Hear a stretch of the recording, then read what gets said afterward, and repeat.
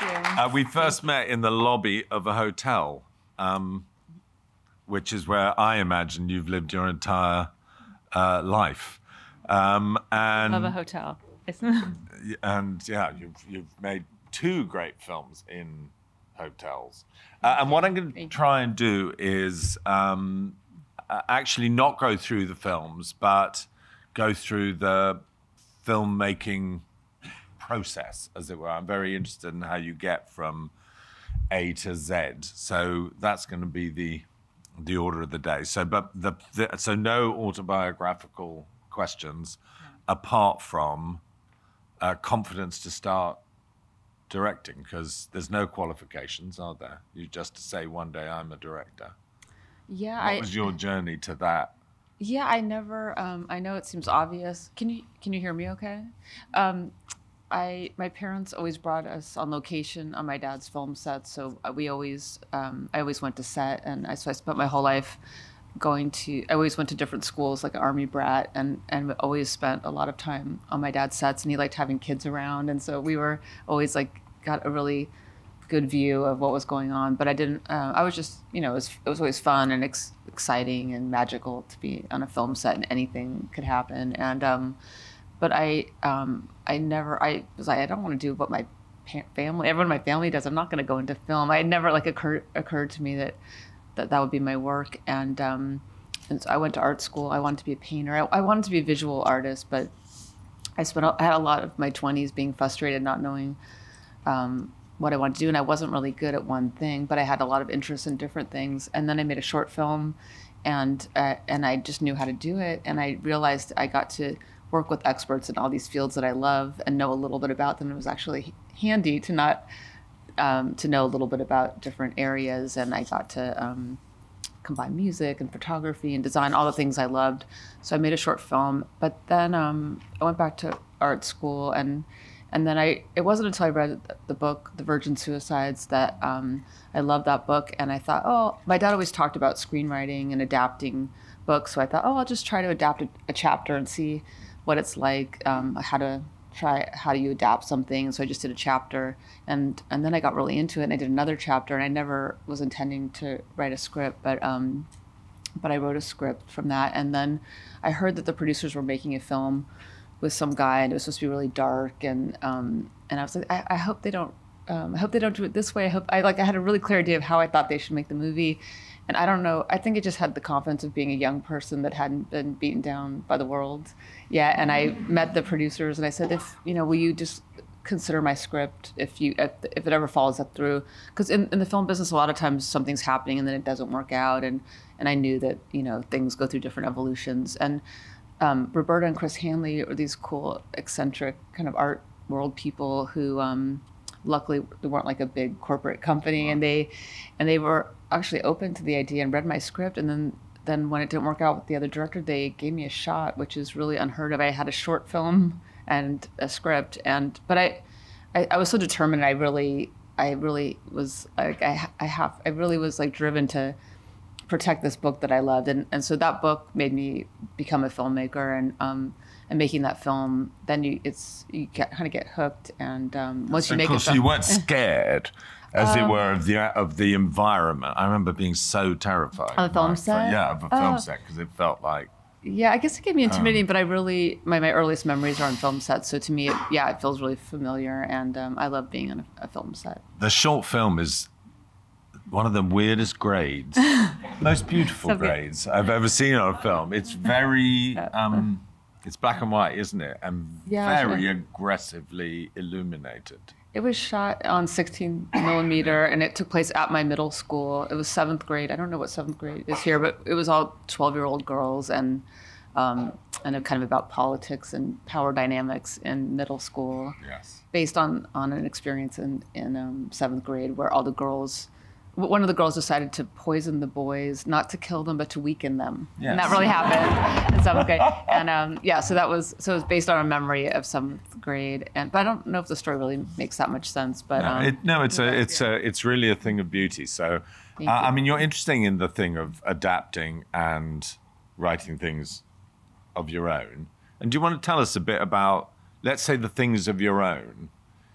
Do you start from page one and go to the end? Do you know where you're going? Have you got the plot sorted out? Do you discover it? How long does it take you? Yeah, that's so much harder to me to write an original, to write from nothing, and that again, it takes a lot of self-torture to think like, who cares about this? Where if you're adapting a book, you know at least someone else liked that book, and so there's got to be something that touch people, and also you have like a roadmap. You always have. I like adapting a book because it's like a puzzle to figure out like, how do you translate this into visuals, which is a fun puzzle to figure out. Where an original screenplay, I mean, there's nothing more terrifying than a blank page. But usually I just have like a little impressions of things, and I start making notes.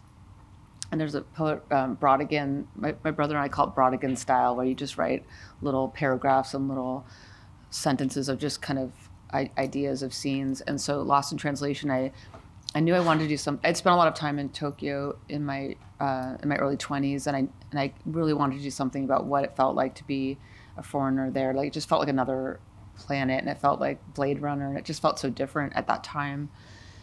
So I knew I wanted to do something there, but I didn't know. It was very blurry. I think like Fellini might have said, like, it's like trying to remember a dream. Like, so you have like this hint of something, and then trying to find it. And I'm trying to think when Bill Murray's character came into the story, but I was writing kind of little fragments of experiences there, and so was the Scarlett Johansson story sort of first in your head? Were you thinking more about, as it were, you there, and then? Yeah, I was thinking about like what I was going through at that time, and I had just gotten married, and it wasn't what I expected it to be, and having like I just got married, and it's gone horribly wrong. Apparently I have to change everything. Oh no, that happens. Yeah. But I was having just all the crisis of being in your 20s, of identity crisis, of not knowing. I didn't know. I was trying to put in all that anxiety of you don't know what you're going to do with your life, and there's so many options of what, like, you don't want to make the wrong choices, and so I was trying to express that. And then I thought of this middle-aged actor that was going through the same kind of crisis, but at a different aspect of his life. And when I don't know now, but in Japan at that time, there were always ads by Western actors doing kind of embarrassing coffee ads and stuff. And so that was the origin. It's such a brilliant thing. It's interesting. So you probably started without the Bill Murray character. Yeah, I can't. It started with me just remembering being in Tokyo and all the kind of misunderstandings, and then also I had friends there that would take us out, and trying to kind of capture the feeling of it. And then when it gets down to, as it were, the raw material of really writing full scenes, do you start going at that, or do you in fact map it out and then start to write into the scenes, or a chaos of them? It's more, I never could like outline it and be very organized. I kind of have a rough idea of where it's going, but I wrote that as just like little paragraph ideas of scenes, and maybe a line of dialogue where he meets the hotel singer, or this and that. And so I had a collection of all these little scene ideas, and then I sat down and started putting it in screenplay form. And I love Final Draft because it starts to look like a script, and you feel like you've accomplished something. So it's like a real script. No, I remember when Final Draft came in, and for about a year I was fooled that my writing had got so much better. Yeah. Whereas it was just the formatting that had got better. I thought it's really encouraging, the formatting. It makes you feel like you're doing it. Great. No, I mean, we've got 5 clips that we're going to show, and I hope we can squeeze them all in. But I sort of asked that because this is a scene from On the Rocks, in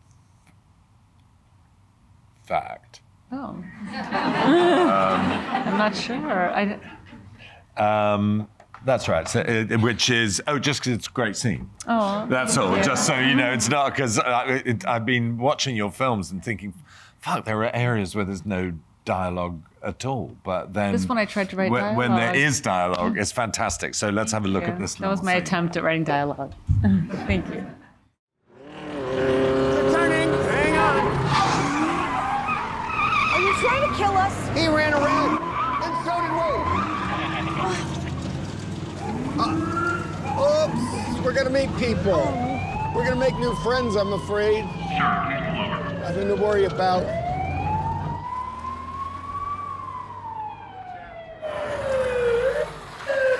There we go.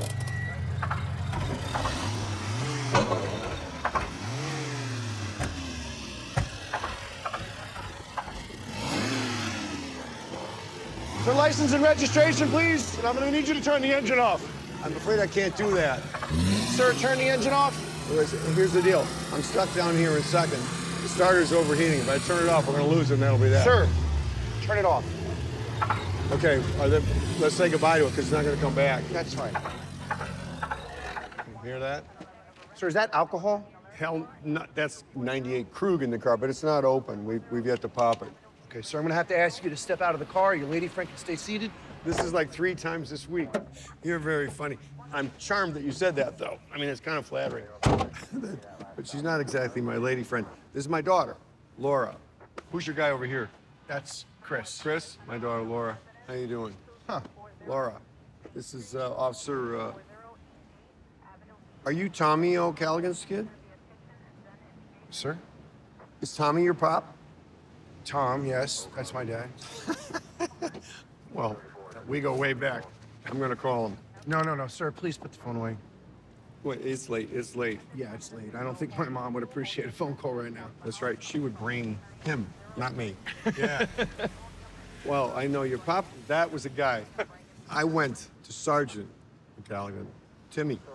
I went to his beefsteak for his retirement, and I don't know how we got home, to be honest with you. It's my grandfather. That's right, that is correct. Gosh, I don't know why I didn't make you right away. You are a ringer. Dead ringer. Thank you. The eyes, oh my God. So you still going upstate on the Adirondacks, what? Well, when we can. Yeah. And you got kids of your own? We're trying. And a boy. And a boy. Yeah. It's the trying that's so much fun, isn't it? Yeah, isn't it? Oh, it's good to see you, man. Really good to It's see nice you. to meet you, sir. Yeah. Good to meet you. And actually, we could just get you on your way. If you could just be a little more careful from now on, please. Oh, yeah. No, I was being careful. That's why I ran the light, because I didn't want to get stuck in the intersection. That's all right. Hey, I need a little manpower. We need some beef. You only got to get going about 10 miles an hour. Okay. It'll pop pretty easily in We're seconds. just gonna give him a push. I just pop it. Thanks. Let me get the keys on. You in? Yeah, I'm in. Thanks. It must be very nice to be you. I wouldn't have it any other way. All right, on your mark, get set, go! I mean, come on, that's brilliant. That's such a brilliant scene. It helps to have Bill Murray because he keeps it going. But thank you. I mean, he's helpful. He's a prop. So just very quickly, because I'm obviously a writer, but I'm not going to get stuck. But it was interesting to me you saying that thing about like I did one chapter and another chapter, because of course if you're adapting a book, you have to leave out half the chapters. So do you write when you're adapting? Don't you don't you have to make big decisions first about what's not going to be there and then Glue it together. Yeah. go at them? Yeah, in a book, I'll just mark all the things that I like and then look at them and then figure out how to connect them together. So it's like editing when you're in the film editing process. And yeah, original ones are so much harder. I'm always just like trying to get to around 90 or 100 pages. And I have some friends that are writers that write hundreds and hundreds of pages and then have to edit them down. But I'm just always trying to get enough to qualify. That's very amusing to me because whenever I get a script from anybody young, it's always 135 pages long, and that's too long. And we have all sorts of final draft tricks to get it down by about 7 pages. You know, make the print smaller. I make my fonts bigger. That's right, to and your stretch fonts it. are bigger. Yeah. Exactly. The only person who tries to expand the script. Yeah. I've written down here. Oh, yes. Just on the subject of it, you said a brilliant thing. Just by the way, we haven't got a copy of this beautiful. Sophia's made this beautiful book of her work, and it's full of photographs and letters and stuff like that. But in the interview at the front, you said this thing about maybe the consistent theme of your work, which is that there's always a world and there's always a girl trying to navigate it. I thought that was such an interesting thought, that idea that you're putting girls and women in complicated situations and see how they get through it. And that is a sort of theme, isn't it? And when you're writing, I mean, I'm aware in my films that too many of the very dull leading characters have been like a better looking version of a wittier version of me. We all do that. It's always our alter egos. Yeah. But when you're writing it, do you think you're thinking this is me and how would I deal with it, or you very strongly, as it were, in Marie Antoinette's brain, thinking, how do I negotiate the king, as it were? Yeah, no, I try to put myself in the point of view, the position of the character, and think, what would it feel like if I was in that situation? So I try to put myself in their shoes, and I definitely put myself in the characters, and that's sort of the fun of it. And I think it's always therapeutic when you're trying to figure something out. And so I've always been interested in this idea of how someone becomes them, or how you find your identity, because that's what I kind of started thinking about. And then I realize I keep kind of going back to that in different situations. And On the Rocks is moving on, because one of the things I think is just certainly being the case in my films, where I keep pretending I'm 30 again. But are you thinking more about, because you have been very interested in young women and what they face, and On the Rocks, in a way, the first time which is a mother and a grown-up. You got older, a mother and a thing. Yeah. Are you finding more of your ideas? Do we suspect that the next 5 films might come from a older perspective? I would like to. I have no idea, but I do feel like I have to grow up and stop making things about teenagers. But I am always interested in that topic, so I try not to. I try to just be open to whatever interests me, and then and not analyze it too much. But that was the closest to. Had little kids in New York and my life. But then I thought, as I was writing that, it's kind of boring. Someone that's just like. Not struggling, but like you're at a point where my career is successful and I have a family, and I'm like, there's not a lot of conflict. So I struggled with it being boring, because it was like my normal life. But I did want to, but I had lots of quotes from my dad, and he is a fun character, and also my father-in-law is a little bit in there. So like, and this whole idea of kind of the generation of men that didn't know that things have shifted and you can't say certain things, and like that wild behavior. And so I was trying to kind of capture that. Literally, I have my daughter on my shoulder at every moment of the day now. Yeah. And I hardly say anything. Yeah. So let's move on to, as it were, production in a way, because your films are so astonishingly beautiful and Thank you. coherent and visually amazing. And I'm wondering how much of that's in your head as you write, and then what the moment is when you say, well, here's the film, and now what's this one gonna look like, feel like, who am I gonna work with, all that. Yeah, to me that's the fun part, because I feel like it's so hard to write alone. I do that alone, and it's just a lot of self-doubt, as all writers probably feel. And so it's always a relief to get through a draft and then get to go be with your friends and collaborators and have people help you bring it to life. So that's the exciting part, and like why I write, so that I can get to direct it. And when I'm writing, I'm thinking about, I start with the visuals and the kind of the atmosphere and the music, and usually I start with the place. The setting is usually the first thing, and like with Lost in Translation, it was Tokyo, and then finding the characters. And so I usually, when I'm starting to write, I'll start taking photographs, and finding images and photographs, and start putting them on my bulletin board. And I start listening to music that feels like the mood as I'm writing. And so so by the time the script is done, I sometimes I'll put pictures in my script, tape them in to remind me of the feeling of a shot or something it reminds me of. And I studied photography, and I'm really into photography, and I collect So they photos. really interthread the writing and the production. So by the time you finish the script, you've got your mood board, as it were. Yeah. No, that's usually, it kind of helps me write, because it gives me ideas to look at the images, and so I get, when I'm stuck, I look at all my photo books, and I always feel like that's really a great resource for me, because it is stimulating to look at the images and start to piece together what it looks like, I start to think about what the palette is and what the photography feels like, and luckily I have a great team of collaborators that I've worked with a lot of the same people over and over, so we have a shorthand, and then I can show them the references, so they just know what I'm thinking for this one, and then everyone can go do their jobs and then show me what relates to it. So, and do you even talk to them in the middle of the writing, or do you want to be sure you've got a film before you waste their time? Usually I finish the script, but I've always since the beginning, always made reference books so that I can show the people I'm working with what it's supposed to look like, or what the feeling is, so everyone can be on the same page. And that way, the production designer and the costume designer and photographer are all starting to think about it on the same way.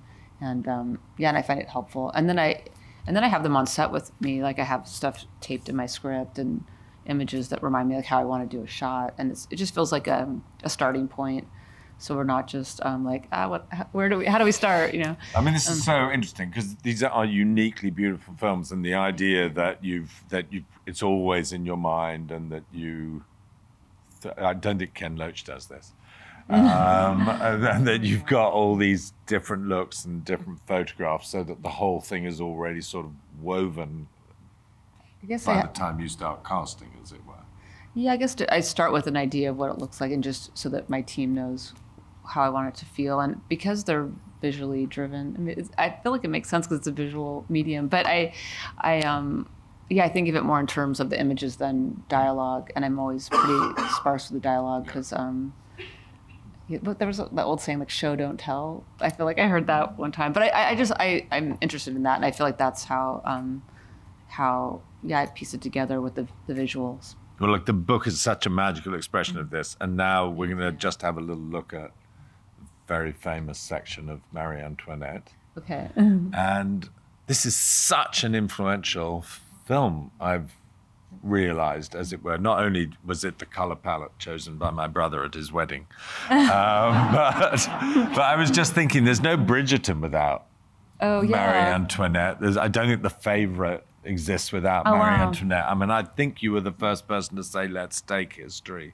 and pretend it's now. You know, I was inspired by Ken Russell's film Listomania and how he approached period with a really irreverent way, and they had ice cream sundaes and flash bulbs. So I was thinking of being pop in that world, and I was surprised that mixing up the music was so kind of controversial, and people were like, you can't do that. And I was like, well, I wanted to show that they were teenagers, and I was really into, when I think of 18th century, I think of the new romantic music and Adamant. So it seemed really obvious to me.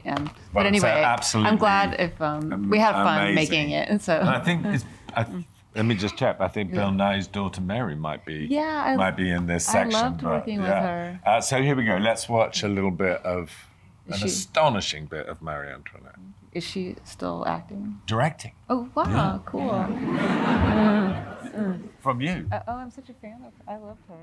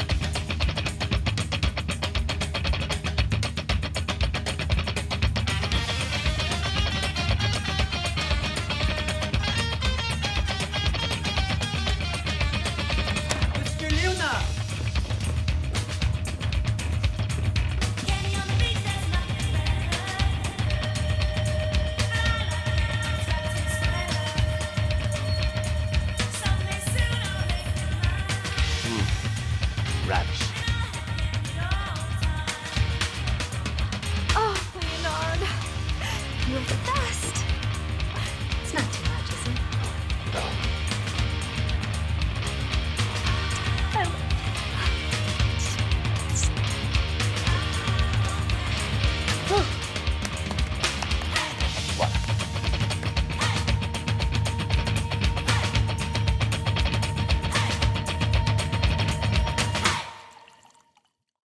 Fun to revisit. That is astonishing. It's astonishing piece of work.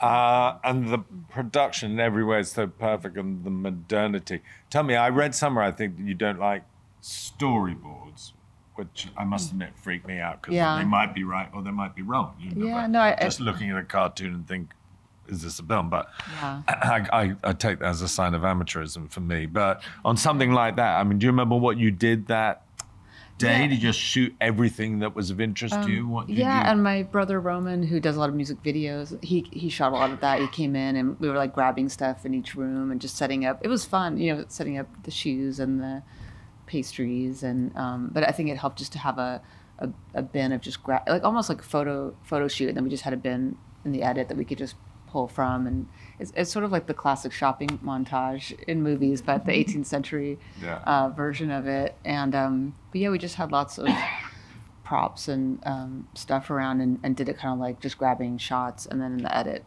kind of like a music video, just threw it all together. And Kirsten was I'm just remembering she was a good sport about it. She had so much dry shampoo sprayed on her all the time, and but no, it was fun, and I just, you know, just really embracing my girly side of bonbons and shoes, and I mean, that illustrates so many things. Do you remember the edit of that? Because in some ways that strikes me as torture, because you had 300 things that would appear to almost be able to go in any order. Yeah, I think it's just, no, it's fun. It's like doing a collage. And my editor, Sarah Flack, that I've worked with on all my films, starting with Lost in Translation, she's really great with music and putting stuff together. So it was kind of like a music, video where you just have the music helps a lot, and then just start to piece it together like a collage. And are you aware of not repeating yourself? Because a lot of filmmakers come under the pressure. They do one thing and then they do another version of it and try and get it better, and they do another one. Whereas I feel like I do that. I feel your films are also very different, nice. Certainly visually and. Oh, that's nice to hear. I feel like I'm always doing the same thing, like a young woman wandering around and in a hotel. Maybe the plots have a similarity, but certainly the visuals but I hope, are. I hope the feeling is different. I mean, it's always, that's the fun part, I think, is just creating a world, and that's what's exciting. So I feel like I always want to be in a different setting. Can I just, because I know I'm going to run out of time, can I just ask about, as it were, you as a filmmaker in the business, since you've slightly said that? Because, you know, you made Lost in Translation, which was a huge commercial and award success. And with that freedom, you made Marie Antoinette, which was, you know, deliberately artistic and not probably not as many gags, although even that scene is funny. But what do you consider your job in the film business? You don't consider your job is to make more money for Universal Studios, no, I'm very rebellious to build about a career that. Or something like that. What's your attitude to your career in that way? Yeah, I just want to be able to make what I want to make. Otherwise, I wouldn't bother. And luckily, because Lost in Translation did well, I was able to make this film where I wouldn't have been able to. I kind of had a free pass. I think you get a free pass when you have a successful film, then you could do. So I kind of used my free pass to do this. And luckily, Amy Pascal at Sony at the time was like, yeah, great, you know, go make it. It was still made very like a lower budget than. We're always very like frugal and crafty about Napoleon, for instance. Yeah, exactly. I don't have hundreds of millions of dollars being thrown at me. So but to have creative control, you have to do it, I've found, as cheaply as you can, so you don't have anyone breathing down your neck and telling you how to make it. Yeah. And so freedom comes with keeping the costs down. So this probably would have cost twice as much if someone else made it, but just having a really creative team, and we kind of put all our money in the costumes, and it was amazing. And they let us shoot in the Palace of Versailles. There's a big castle in there. But... Yeah, it's incredible. They let us shoot in Versailles. I couldn't believe it when we pulled up our trucks and they were letting us film in the real place. But yeah, just being as crafty as you can, just to have the freedom, so that luckily it's really like I've always. My agent's always protected that I have final cut, like I have the freedom. Otherwise, you'd always have things watered down and someone telling you to do it more normal or like what's more unusual. Because when something hasn't been done, we're doing it a different way. There's always going to be people telling you you can't do it differently. I think it's getting worse. I think there are more notes from more people now. But I think it's getting more conservative. Talking about something that's getting better. So you were the, I think, first American woman to be nominated hard to at the believe. Oscars as a director. Are you still feeling pressure on you as a woman that it's harder? You think it's different for women now? Have you got a feeling about how things are working out? Well, I felt there's a lot more, like it's really great. Every year there's more women directors, so that's exciting. And because I remember at Lost in Translation, it was like me and all these guys, and they were kind of looking at me like, "What are you doing here?" I mean, some were inviting and some weren't, but it was definitely a novelty, and so it's nice that it's not so much of a novelty, and there's a lot of women directors now, but it's still a much smaller percentage. So I think I'm encouraged that I've met so many young women that want to be directors. So I feel that there'll be a whole wave in that way. But and do you think have you felt as a woman people would be treating me differently at this point in the process at any point? Have you felt it a disadvantage? Not a disadvantage, but I know people were skeptical, or some people were dismissive, and I just ignore it and just do my thing. I don't, you can't pay attention. You just have to. I just make what I want to make, and not be discouraged if someone doesn't get it. And I think one of the challenges is that usually all the people in charge of the financing are usually straight men that are like, don't get what I'm talking about. So I think that's a challenge, is like trying to find people that understand what you're trying to do and can support that. And luckily I found producers and people along the way that are supportive of what I do you think do. The nature of financing is changing as well? Do you think there's a more diverse group of people with cash now? I'm not sure. I hope so. I mean, I think people are more open to that. We need more different voices. It's not just, it's a little bit more open-minded to that. But I think with the algorithm, a lot of these companies are, they put it into like a formula, like that it has to fit into something they've seen before. It's just safer to do something that works already. So, but hopefully. I know. I remember my horror when I first heard the word quadrant. They asked me, which quadrant are you aiming for in that film? I thought, no quadrant's a good life. Yeah. Well, luckily there's a lot of independent film spirit to charge on and do our thing. I think there is. Should we just quickly talk about casting as we're the next bit? Although you do think about cast sometimes while you're writing it. Yeah, and do you? I try not to, actually. Oh. I try not to. I think it's going to make me write something different. Oh, wow. And whenever the horrible thought looms that Hugh Grant might play that part, I try and push it away. We all have our muses. Any casting, any sort of, when you finish and you haven't thought of anyone particularly to play that part, how do you do your casting? Is it a big open call? There are people you've noticed over the years who you thought were good? How's that? I mean, I do. Because I'm heading towards Priscilla, which is two people who I don't feel I've seen before. Yeah, okay. It's good to know where we're going. I find it helpful to picture actors when I'm writing, and with certain things I'm thinking of Kirsten, like it helps me to picture her. Like when I was writing Marie Antoinette, I was picturing Kirsten, and so I could picture how she would do it and help me imagine it. So I find that helpful, and even if it ends up changing to a different actor, it's just having someone play it out in your mind for you, I guess. But for Priscilla, I was picturing just Elvis and Priscilla themselves as I was writing it, and it was all from her book and her. So I was just really translating her book to how to visually tell that story, and then and then at the end, I was like, oh, I have to find, like, what have I done? Now I have to find actors that can play them. And it was really important to me that the actress playing Priscilla could be believable from 14 to 29. That really is remarkable. Thank you. Oh, And she's just so young. You almost think when you start watching the movie, it's going to end in about a year because this girl's definitely 14. yeah, she's But really then she's impressive. absolutely. How old is she in fact? In real life, she was 24 when we shot okay. the film, Alright. but she has a baby face, and it's my pet peeve when they cast people much older as teenagers, because when I grew up, there were like 30-year-olds as John teenagers. Travolta. Yeah, exactly. Yeah. So,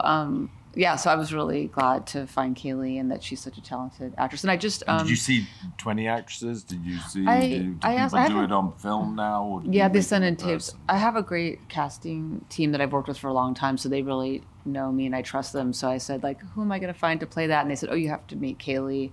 And they had been telling me about her, like, as a girl they were keeping their eye on as an interesting actress. And then so I met her, and then they sent in tapes from a bunch of actresses that in that kind of range. And but I clicked with her. Is it mainly tapes now then?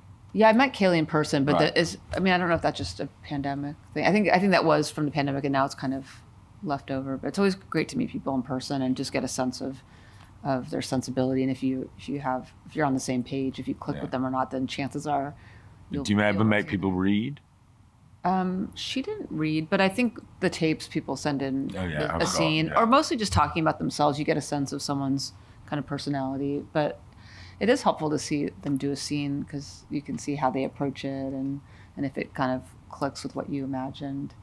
And then, and Kirsten Dunst had worked with her, so that helped to know that she really thought she enjoyed working with her. And then with Jacob Elordi, I thought, like, how am I ever going to find an Elvis? And my friend said to me, check him out. And I met him, and I just thought he had all the qualities of the character in the story that I was trying to tell, that he, he's very charming and charismatic, and also had a thoughtful, sensitive side, which Priscilla writes about how she first met him and that he was more vulnerable. So I was definitely trying to show his personal side, not his public persona. So just getting someone that has the essence of the character. I mean, you've done such, again, the casting in your movies is exquisite. I think Stephen Dorff, that's such an interesting bit of casting, isn't it? So in Somewhere, which I can't recommend too highly, Thank you. he has all the atmosphere of fame without being, presumably, you could have cast any of the 8 most famous actors in the world, but you didn't want to do that in that film. Yeah, I actually met Leonardo DiCaprio about that part, but anyway, I'm glad Steven did it, because he was like a kind of young actor when I was kind of that age too, and he just had the qualities, and he's an unexpected. I think it's always exciting to see someone that you don't expect. Now, again, I think the film, which is about someone who's just experiencing the emptiness, the hollowness of fame. And I think if it had been someone more famous, it would have been about them. Yeah, exactly. People would have thought, this is, which it is what, I think it is what Leonardo DiCaprio's life is like. Yeah. But anyway, let's have a look at a great clip from Priscilla. Thank you.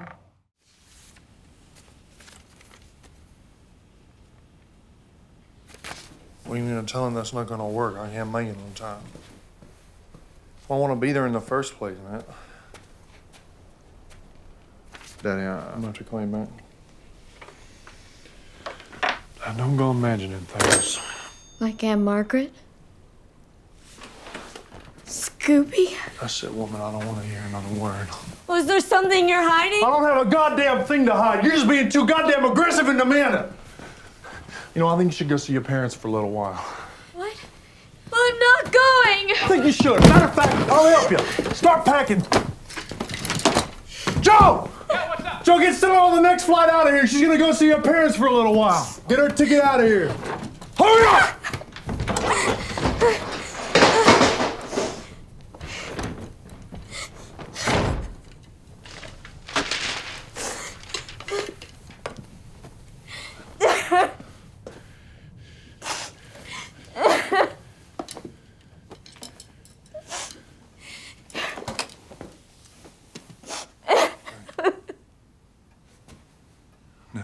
understand.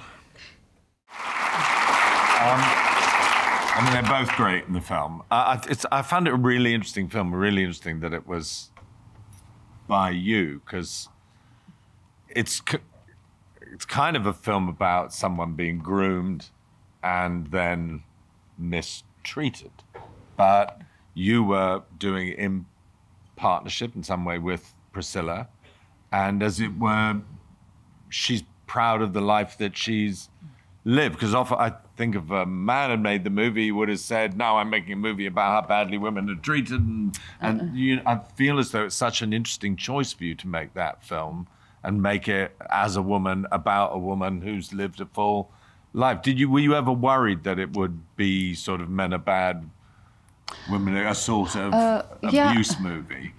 Yeah, I mean, I tried not to make it black or white. I really tried to not make him a villain. That scene is like the harshest one. It was really hard to shoot that. Yeah. We only did a few takes, and I couldn't see her being treated in that cruel way. But it's a love story to her, and it had a lot of highs and lows. So I really tried to balance it so that it had fun, exciting times, and then these dark times. And it's all based from how she describes her life in the book, but I was really surprised that she expressed all of that in the book, and no one seemed to notice. Like, no one seems to know about their story, and we don't know that much about her. And just for her to be so young and in a relationship, power dynamics are already complicated, but then to be so much younger, and that he could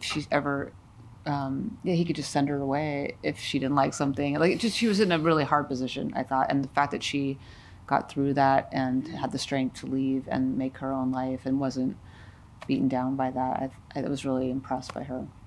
I met her once. Really? Which was a great moment in my life. So we were doing a sort of charity version of American Idol, and we'd done this extraordinary thing with, I don't know, rotoscope or something, where we got Celine Dion to sing "If I Can Dream" with Elvis, and you literally can't believe they're not on the same stage. And sure enough, having spent however much money we'd spent on it, the Elvis estate said, "You can't do that." Did it ever? And Nigel, who was producing it, rung her, and she came into the office and she watched it, and she said Elvis was only ever allowed to make 2 songs about social justice in the ghetto, and If I Can Dream, and she said he would have been completely supportive of the idea of those songs being used to fight injustice and raise money. So she overruled the estate, or she wrote a letter to them which would only arrive after it had been broadcast. Okay. That's good. But anyway, so my instinct starting out was that she's a strong and determined person. Yeah, but she's very delicate and feminine and kind, and then has a strength. So it's interesting. Have you got? Why do you think, when at the moment you decided to tell that story, what do you think was the core of you thinking, I'll do this one? I can't really tell at the time. I just, when I connect with something, I get excited about it. And I think it was just discovering her story. I was like, wow, does everybody know this? Like, she was in high school when she was living at Graceland when she was at high school. I was like, it's hard enough to go to high school, but then imagine living with Elvis Presley at Graceland while you're going to high school, and you can't have any friends, you can't bring anyone over. And just the whole story was really hard to believe. Yeah. And so I think it's just fascinating to learn about someone else's experience and how they get through it and become who they are. And also, she's my mom's generation, and just thinking about the roles of women at that time. And my mom also talked about how in her era, she struggled a lot with this idea that you're supposed to be satisfied with a successful husband and a beautiful home, and if you're feeling like something's missing, then there's something wrong with you. And that a woman's creative outlet or having something outside of their family was that wasn't considered essential. And so that was just the generation before me. And so I think it was interesting just kind of looking at women's roles and what was expected, and she had a lot of pressure on her. I mean, once again, the visual expression of that. There are all these shots of her just standing in a room. She was like a doll. Standing in a room in Graceland and thinking, what do I do now for the next year. I asked her, what were you doing? Because he would go off to location and she was expected to stay at home. And I was like, what were you doing besides getting your hair done and your nails and everything had to be perfect? But yeah, it was really a different time. It wasn't that long ago. No, so. it's a really lovely, interesting movie. So let's move on to directing. So you enjoy it? I do. I had a lot of fun making Priscilla. I hated it, by the way, when I did. Really? Yeah, I was scared every minute of every day. But tell me about what you it's do fun. on set and how you work. You get to be opinionated, and everyone helps you do what you want to do. So that is exciting. You get to boss people around. No, in a nice way. Right, you're not allowed to do that at home, or? Yeah, well, no, but I don't know. It's exciting because you get to see this world in your imagination come to life, and anything you think of, there's all these incredible people like the prop people and the designers, that they're just all these, like the art department on this we had to make on Priscilla, we had to make all these magazines and plane tickets, and like just that they can create anything. It's just incredible. So it's really fun to be on a film set with all these talented people. So it's like you're seeing the picture painted in front of your... Yeah, you just have all these, like the locations and just how all these like experts of their fields all coming together to help you create this world is really exciting. And it's so fun for me to collaborate with talented people. And like walking on we built all of the sets on a stage, which was new for me, and so like to come on and they're building Graceland and just creating this world is really exciting. So I I like the energy of being on set, and the it's actors, hectic. are you frightened of them, thrilled for them, happy with them? I start every day thinking we're not going to get it, and then 7/8 into the day, I'm thinking we haven't got falling it. behind. It is it's nerve-wracking, and it's but it's always like a challenge. Every morning you're like, okay, what do we have to get done? It seems impossible, and then you charge through it and figure it out. And I don't use storyboards, and I figured out with the actors and the cinematographer, Philippe Lassord, I work with. But the cinematographer is like my partner, and we figure out how to make a scene, and then it's really exciting that we figured something out. And you act it out and then construct the shots? I usually start... Because you don't like sort of the old coverage thing, which was so depressing when I started in the movies, where you did a wide, a two-shot, overshot. That was a nightmare because everything was dead by the time you got to 4 in the afternoon. That's the hardest part is coverage, is figuring out the angles, and because it becomes like a math problem. And because I'm so visual, the actors come to set and we block out the scene.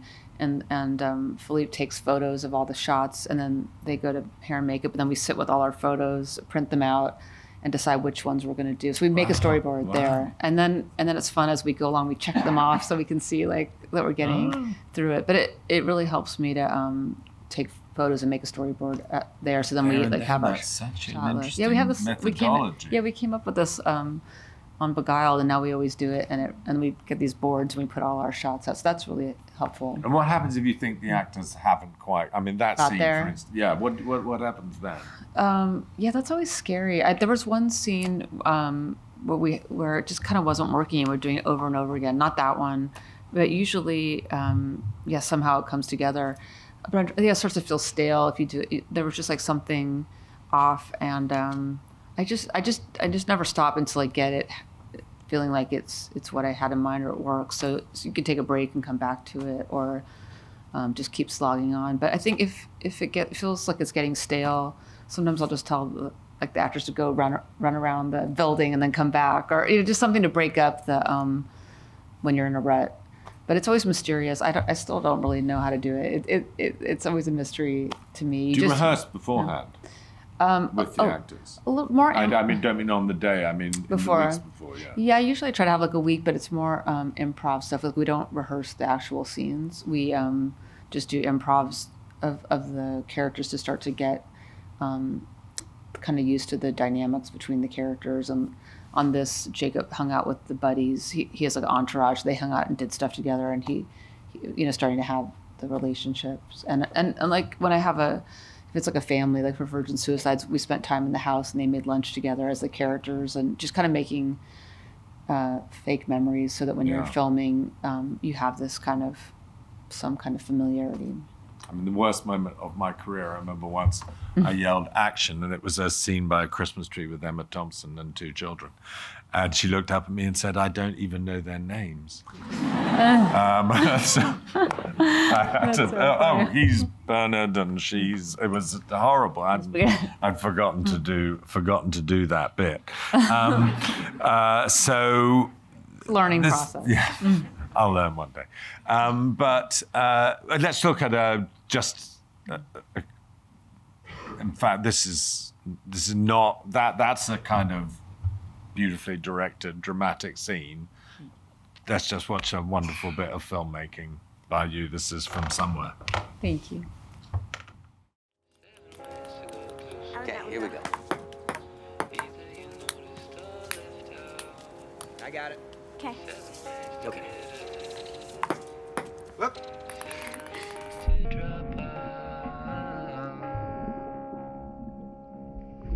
When I said I can see me in your eyes, you said I can see you in my pants. That's not just friendship, that's romance too. You like music we can dance to. Sit me down, shut me up. I'll calm How you doing? and I'll get along with you. There is a time when we all fail. Some people take it pretty well.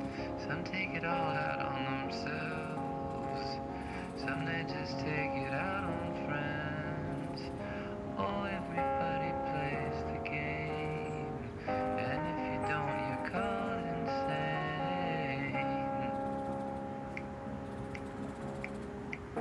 Don't, it's not safe no more.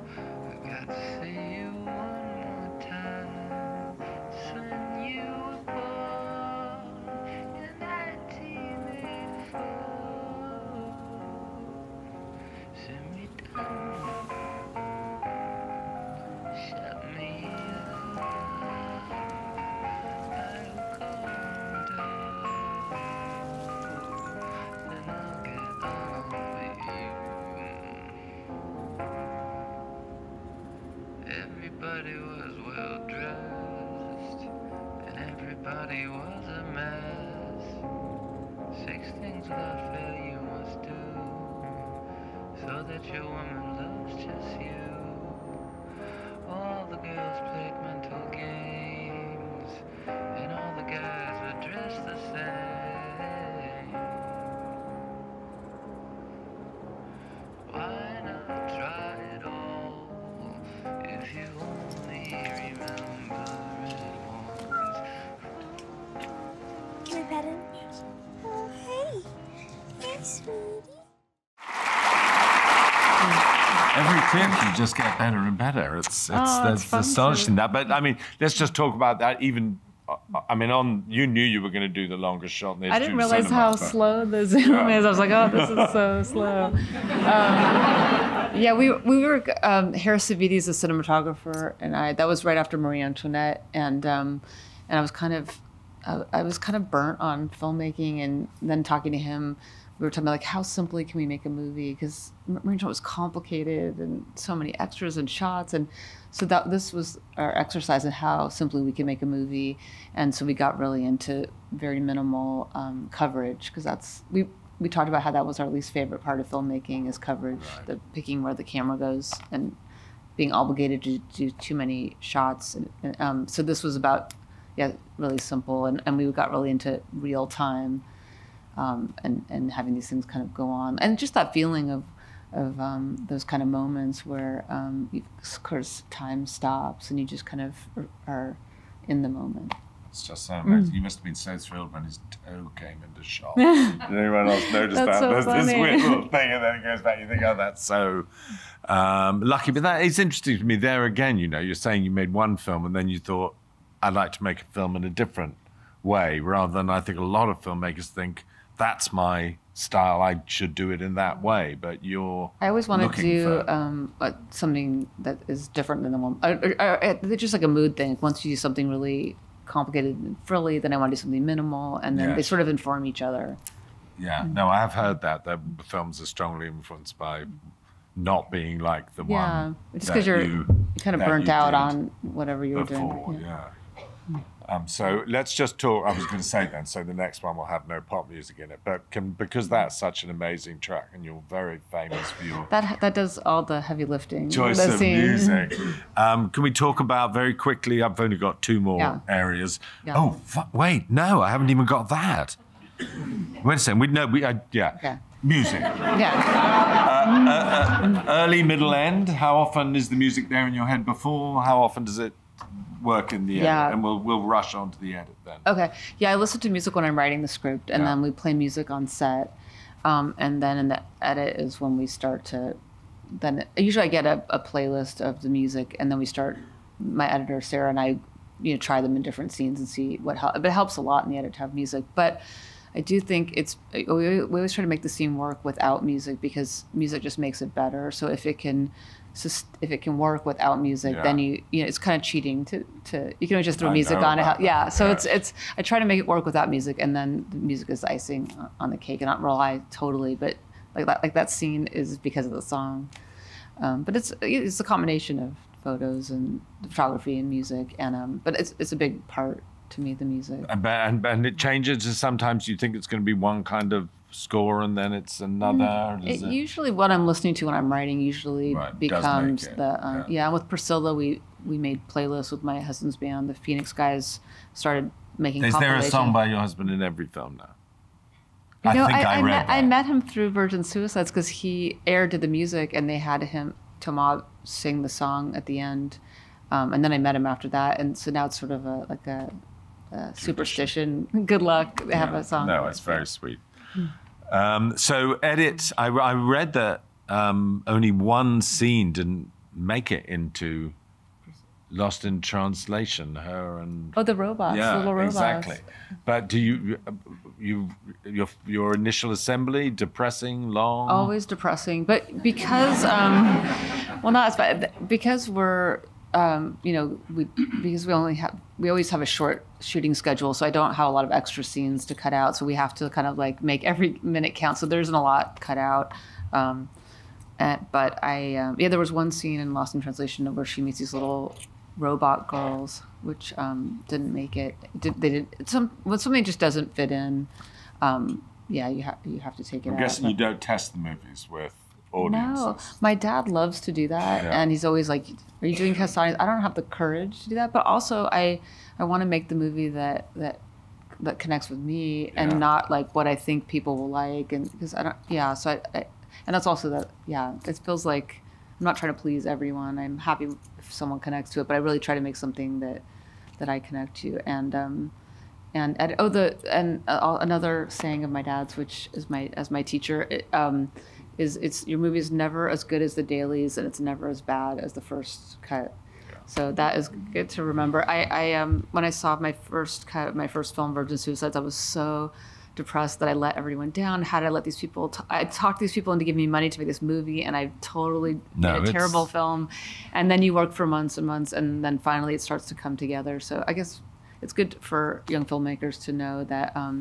That it gets better as you work on it, and then this mysterious thing happens where it just sort of gels together and turns into a movie, and I don't know when that happens. And I think some people, I do sometimes see films and think then it needed another month. The first time we had the very first cut of Notting Hill, I remember it just me and Emma and a good friend of ours who'd worked on the film. And it got to the end of the film and she turned to me and said, "So you decided not to make it a comedy?" Literally, it was nothing. She just assumed it was meant to be a sort of travel guide to an area. Well, look, we're getting near. We're getting out of time. So I want to say that, I've got a thesis. Here's my thesis.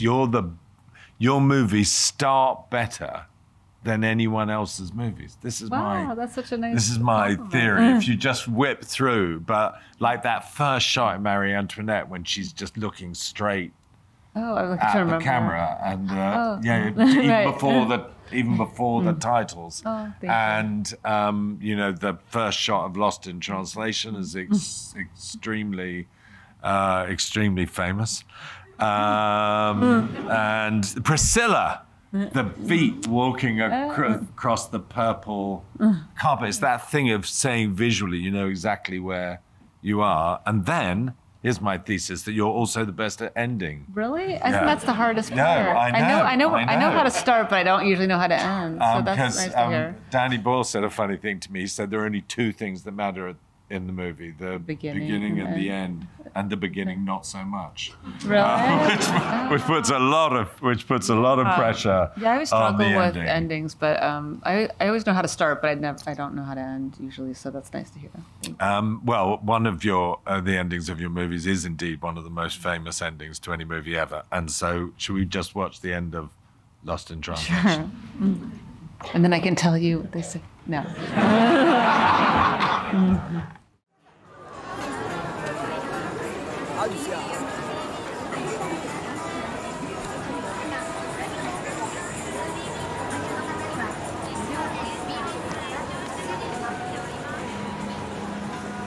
Hey, you.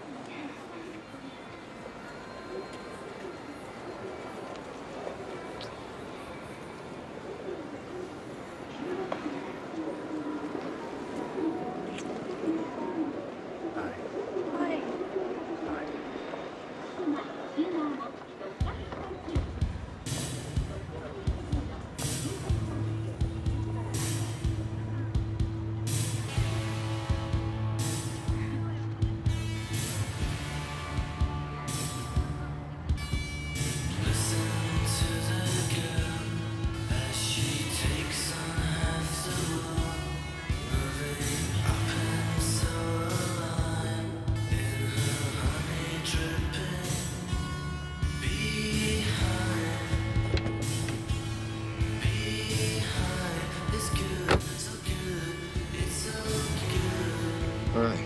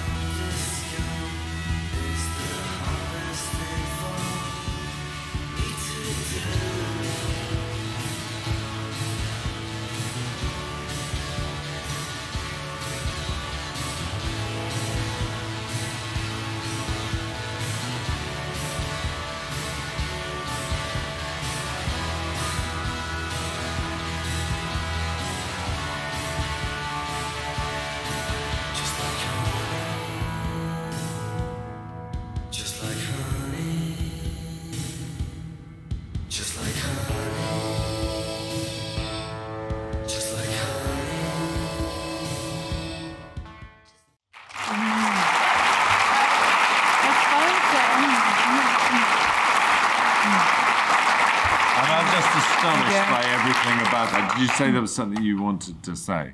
Oh no, it's fun to revisit these clips because I haven't seen them in a while. And no, I was just thinking, I watched it with my kids before we went to Japan, and they were like, "Why is he so much older than her?" And then when he kissed her, I was like, "Oh." But I was thinking, I was thinking of Lauren Bacall and Humphrey Bogart. That they were kind of like the prototype in my mind, and Brief Encounter was the inspiration for that movie. So favorite film. I mean, we were talking about editing. I mean, everything about that is so famous and so perfect.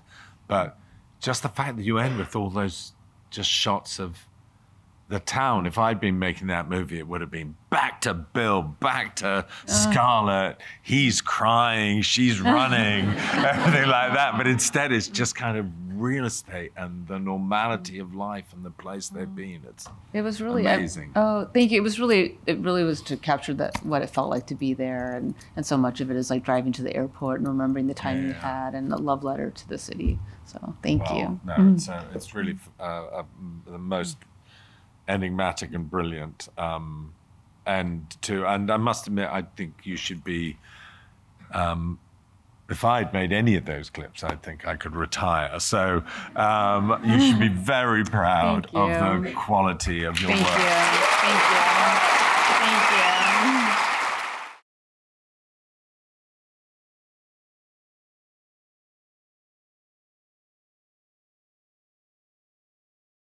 you. Yeah, I really have no idea, but so I sorry I don't have a good answer for you. I'm not sure. I finished this summer, and then we went to Venice Film Festival and having it come out, and so I've been kind of thinking and talking about this, so I haven't cleared my head.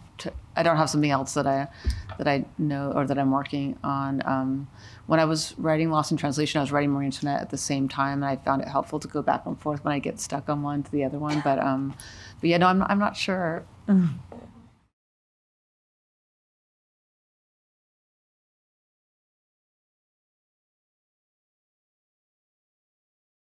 Yeah, I think I just make stories, and I like to film things that appeal to me and interest me, and just because of who I am, I'm drawn to certain maybe more femininity, or I really embrace my feminine. So I grew up with all boys and guys, so I think I really cling to femininity as like wanting to express that, and also because I wasn't seeing it in a lot of films growing up.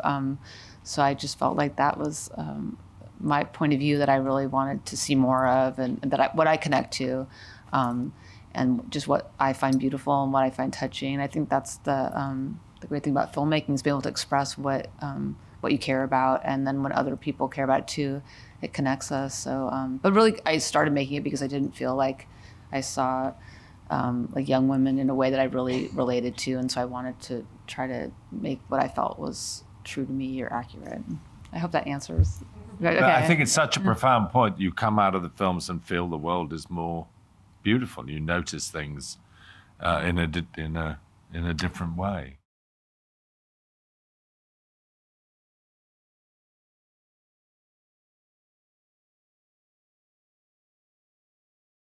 I have each one, seeing these clips brings back the memories of making them and all the people that I made them with. So it's hard for me to pick one. I feel like Lost in Translation was the most personal to me at that time, or but no, they all have a personal connection to me. So it's hard. It's hard to choose. Can I ask one last question, which is just for them? Yeah. Are there 3 films you think they should watch? 3 favorite films of yours if they're going away tonight? That's a good idea. I mean, Brief Encounter, we've already landed. If anyone hasn't seen Brief Encounter, it's perfect. I love the John Schlesinger film Darling. We are at the BFI, so we'll celebrate British filmmaking. But I love Darling with Julie Christie, and I think about it a lot when I'm doing biography movies, because it jumps in time in a really clever way. And so when I was working on Marie Antoinette and also Priscilla, I thought about how he jumps in time, because when you're doing someone's life story and you only have an hour and a half to do it, he has this really pop way of jumping in time that I think is really cool.